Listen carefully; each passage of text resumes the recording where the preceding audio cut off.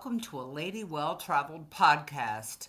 I'm your host and creator, Shannon Bednarova, and I'm thrilled you've joined me today. On this program, we talk about everything travel, and anything is fair game as long as we approach it with humor, reason, and a bit of southern sass. Today's show, episode 4, is titled, What to Expect and Not to Expect, the Good, the Bad, and the Ugly, while traveling in Italy. And I'm joined by my dear friend of many years, Ron Denton. Welcome, Ron. Well, thank you, Shannon, and welcome to all you fellow travel enthusiasts. Absolutely. Well, Ron, it's certainly a pleasure to have you on our show, and I consider you an expert traveler as you've lived and studied all over Italy during your younger days, and you've returned often to Italy as an adult. So can you tell our audience a little bit about yourself? Well, sure. I'm an architect, and I live and work in Charleston, South Carolina. I'm married to Karen, who is Shannon's old friend, who was on a previous podcast. And we have a daughter, Alexandra, who is planning to offer us our first grandchild. Okay. We're looking forward to that at the end of December, early January. That's a big excitement. Absolutely. As an architect, school fortunately offered an opportunity for a semester abroad, and in my first year of graduate school, I got to be to a school in Genoa, Italy, which is not generally a tourist travel spot, but a great place to get around Europe from. Their train station will take you either to Milan and Eastern Europe or westward towards France and Spain and Portugal, wherever you might want to travel. That course allowed us to do a lot of travel. Some of it was for research, some of it just for fun. But we got to explore not just a lot of Italy, but a lot of the European continent. We had structured travels to Florence, Rome, Venice, and even the Amalfi Coast. It's just great to be able to come back and revisit some of those experiences and to be able to travel, this time not as a poor college student, but perhaps as a more mature adult, and travel a little better. Absolutely, and maybe have a little bit more disposable income with which to work. It never hurts. Traveling is a bug for me, and seeing come to life everything you've learned about in books and back then slides, just to date myself. Art in the Dark was how we learned about all the wonderful places we got to see. Hopefully in your travels you might have an interest in seeing some place or something, a piece of art, sculpture that you've heard about. Seeing it in person is really quite enlightening. Absolutely. Well, thank you so much for sharing all of that great information with our listeners. When you and I were discussing what we wanted to talk about with the listeners on our first podcast together, we came to the conclusion that there were so many things that travelers to Italy, especially Americans, may not expect. And there may be some things that they find odd, bewildering, and even frightening. I think, of course, that can happen, especially when you travel anywhere, but really in a foreign country. As Americans, when we travel, we're taken aback by things because they're so different. One of the things I thought that we could start with, because it's been kind of a funny occurrence on this trip that we've had, is talking about the electrical current differences, the need for adapters, for plugs, the need for converters, and the differences between those two. Then also, let's talk about some of the everyday appliances, like for ladies especially, hair dryers, curling irons, and even computers and cell phones, because I know that you and I are both working while we're here in Italy, and we've had some challenges with some of these things. Tell us a little bit, because I know that not only are you an architect, but you're like an engineer and you're very, very smart. And so tell us some of the things that you understand about electrical current and the differences between what we use in America and what they use in Italy, and some tips that you may want to give our listeners. Certainly. Well, the big difference between Northern American electricity and European or the rest of the world's electricity is the voltage that comes out of a wall socket. Right. And just like the zippy little motorcycles and scooters that will zip around your car while you're trying to get through traffic, Italian electricity is a lot faster than American electricity. Okay. We have 110 volts. Volts is speed, amperage is power, and they have to equal out at the end. And the Europeans use a 220 volt system, which is Speedy Gonzales, but not very powerful. And so for our appliances to work, you need a converter. Right. So that's not to be confused with an adapter. If you look at the end of one of your American plug-in devices, you'll see either two vertical rectangular plugs, maybe there's a third one which is a grounding plug. But in most of Europe, you're going to find a two-pronged receptacle. Perhaps you'll find a two-pronged receptacle that's recessed, which is more for your appliances. So all those will need an adapter to change your type of plug to their type of plug. So we need to talk specifically about the difference between an adapter and a converter, because that can be so confusing for Americans. Tell us about the difference between an adapter and a converter. The adapter really just modifies your plug to match the sockets in Europe. Okay. When you purchase them, and you could purchase them back in the day from like a travel store, but now some place like an online retailer might offer a set of adapters, and it might come as a set. And that set may include adapters for most of Europe, France, Italy, Spain, Germany. Most of those are those two-pronged adapters. Great Britain has a smiley-faced adapter because their plugs are smiley-faced. There's other sets of plugs for New Zealand and Australia, and a whole other set of plugs for Japan. So it would be beneficial to have an adapter set if you're planning on multiple country travel. If you're just going to Europe and or Great Britain, I would buy more than two because they're stuck into the end of your plug, and when you're ripping them out of the socket at the end of your trip and you're going somewhere else, you might leave one in the socket behind, because that's happened. Yeah. And they're inexpensive, a couple of bucks a piece, so a couple of those extra doesn't hurt. Now, the converter is the important device. That's what changes the current coming out of the wall from 220 to 110. So you're not going to overly send too much speed of power through your computer or whatever else you might be plugging into hair dryer. Your hair dryer, especially. We burned through a few of those. Converter will actually change the current type to what you need. The recent converter I purchased came with the European plug, and in the round version, which is made for that recessed socket, which performs better, but you're not going to see that in every outlet in a room, perhaps in a kitchen or a bathroom, maybe in a bedroom. So I still have to use an adapter to adapt that plug, that Italian plug, to the other type of Italian plug that fits in the standard 2-hole outlet. Don't be alarmed, there's actually often 3 holes in that outlet. You only need the 2 plugs to plug in. But that will convert your power so that you can carefully plug in your hair dryer, your computer, flat irons, curling irons to the converter side. Now, some converters also have a straight 220 converter. Some appliances may work out of 220. I've really not seen that to be true, having fried some appliances that were supposed to work dual voltage. Now, for charging phones, most new converters also have a USB adapter port that you could plug your phone in. And a USB adapter is universal. Right. So you could plug your phone into any USB adapter anywhere by your phone, which is probably the most valuable thing you'll be bringing with you, not only for the photographs or for your Google Maps, and any of your tourist perhaps ticket downloads that you prepaid for. It's all going to be on your phone. So that's an important device. You don't want to fry it.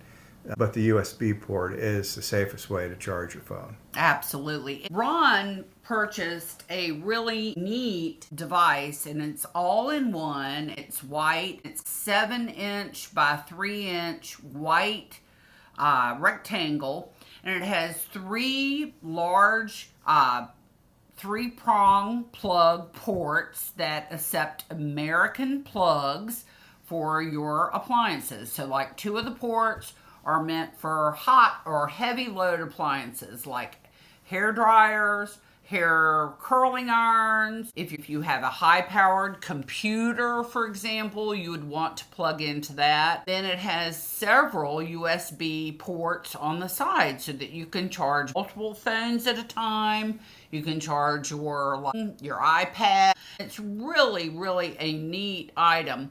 I, unfortunately, went to Best Buy and spent a ton of money on 2 all-in-one adapter converters that have multi-prong plugs, and they swore they were going to be amazing and work anywhere and everywhere. And really, they haven't worked anywhere. And so when I get back to the States, I'm going to be returning them and telling them that they're a bunch of junk because they haven't worked. So buyer beware. I hope that in sharing this experience with you and with what Ron has found, that we can save you some of the headaches that you may encounter when you get over here. And just, do your research. Try it out. A lot of times also, if you get to a hotel and you find your plug doesn't work, or they'll be happy to loan you a converter or an adapter until you can buy one. One of the things that Ron and I also have talked about is most of the hotel rooms will have a hair dryer. Now, it's not going to work just like your hair dryer at home in the United States, because our hair dryers at home are very high powered.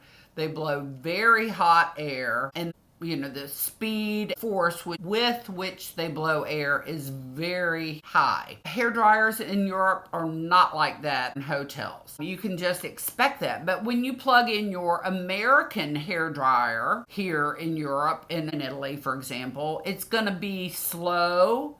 And it's not going to be as hot. It's not going to be as forceful either. We were laughing and saying it really doesn't make sense to bring your hair dryer here because half the time they burn up anyway. Right. Through experience, we've burned some wonderful hair dryers that my wife purchased from salons in America to bring overseas, and they just haven't worked, and then they've gotten fried. My advice, certainly, of course, I'm a guy with short hair. Barely any hair. I don't need a hair dryer, and my wife does, but use what they have here. They're bulky. While they don't weigh much, they take up space in your luggage. My wife is a flat iron girl. Shannon is a curling iron girl. Those devices you're not going to find in a hotel or at a Airbnb anywhere. Those are specialized. Do plug them into the converter side, because when we were trying to get extra power ahead of that hair dryer, we plugged it into the 220 side and boom, it just cut off. Right. And never to come back on again. Right. If you're planning to do a lot of travel, I would then also recommend perhaps purchasing a hair dryer here in Europe. Absolutely. There are lots of stores that you can go to and you can find a blow dryer and a curling iron, actually, that is made for use in Europe. And if you're going to be doing a lot of traveling over here, I'd go ahead and invest in that. I think that's a great idea because it's really a worry about burning up hair dryers and burning up curling irons, which I have done plenty of times.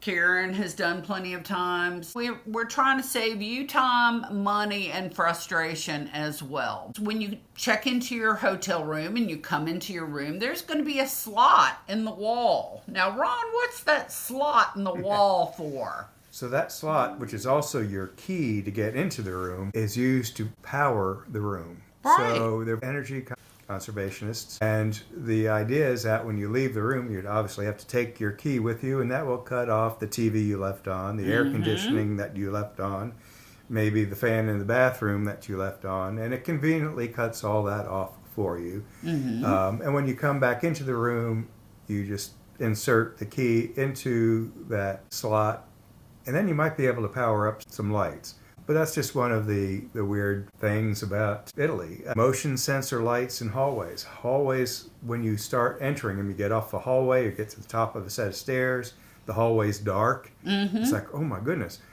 Just walk into the hallway and the lights will come on. And, after a few minutes, they will turn off. Lights turn off, but they come back on when you move. These are some of the things that you have to understand, especially if you come into a room in a hotel, and let's say you've never stayed in a hotel in Europe before, and you don't know why the lights won't come on. You turn on the switch and the lights don't come on. Well, a lot of times it's because you need to insert your room key into the slot in the wall. Ron, let's talk about the thermostats in the room, because that's sometimes a challenge as well. The thermostats in the room in Europe are typically a little different than the thermostats in the United States. First of all, they're almost always in Celsius. Now, occasionally, like we're in Verona right now, and the thermostat actually did allow us to change it to read Fahrenheit, but that's very unusual. Most thermostats do not allow us to do that. You need to familiarize yourself with how to convert Celsius to Fahrenheit, or at least understand what that means. So would you share your little tip with us on how to do that? I had grown up near Canada in New York State, where they do use metric systems, and so we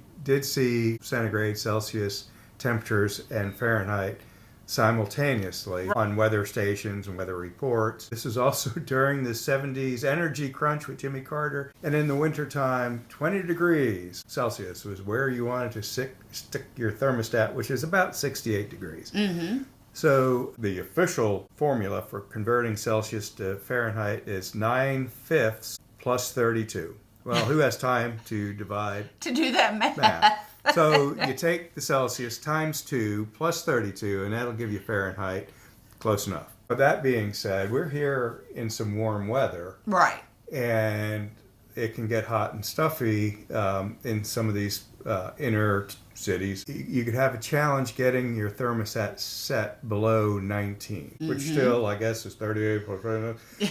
That's still cool enough, but it depends on where you're from. We're from the South. Air conditioning is a necessity, and it's a great humidity reliever, as it is everywhere, but we do like it cool. A lot of times in EU countries especially, they have limitations on how cool you can set the thermostat and how hot you can set it and how early you can turn on the heat and how late you can turn on the air conditioning. Seasonally, of course. And that's not the case in the United States, but it is the case in the EU. And you may want to be aware of that. For example, I know on an earlier trip that all of us took to Tuscany, we rented an Airbnb, and it got chilly in September, and we were all pretty chilly. But we could not turn on the heat, and we just had to suck it up and put on a lot more clothing. Be prepared. Always when you're packing, throw in an extra, little jacket, little coat, little sweater, something like that, pair of jeans, just in case. You just never know what the weather is going to do. And conversely, throw in a sundress, a pair of shorts, a bathing suit, because you want to be prepared for all eventualities. We have so much to talk about that we're going to have to break this segment up into 2 episodes because we've got so much ground to cover. We're going to finish up with the last thing in this episode by telling you to expect most everything that you see in Europe when compared to the United States to be small. And when I say that, I'm talking about in the United States, we have so much space. So everything can tend to be big. Our highways are big, our hotels are big, our shopping malls are big, our restaurants are big, our tables are big. But in Europe, things tend to be much smaller because they just don't have the space. One of the things I think that a lot of first-time visitors to Europe may be surprised at is the size of the hotel and the hotel room, the hotel elevator, the hotel room itself, the bathroom, the shower, the storage in the hotel. Everything is going to be probably much, much smaller than you're used to than if you were in the United States. I think a lot of times it shocks people because they're just not used to it. What do you think, Ron? Well, very much so. And certainly this applies to your old historic areas of town. Right. Where things certainly are small and old. And I've been in small and old hotel rooms in Montreal, in the old city. Sure. Conversely, you could go a couple blocks away into the modern city and find yourself a nice big hotel room, as you probably can do here as well. You know, they have Best Westerns in Europe, which are actually a very nice hotel chain Absolutely. here with huge rooms, but they're generally not in the historic district, which is generally why we come here in the first. Right.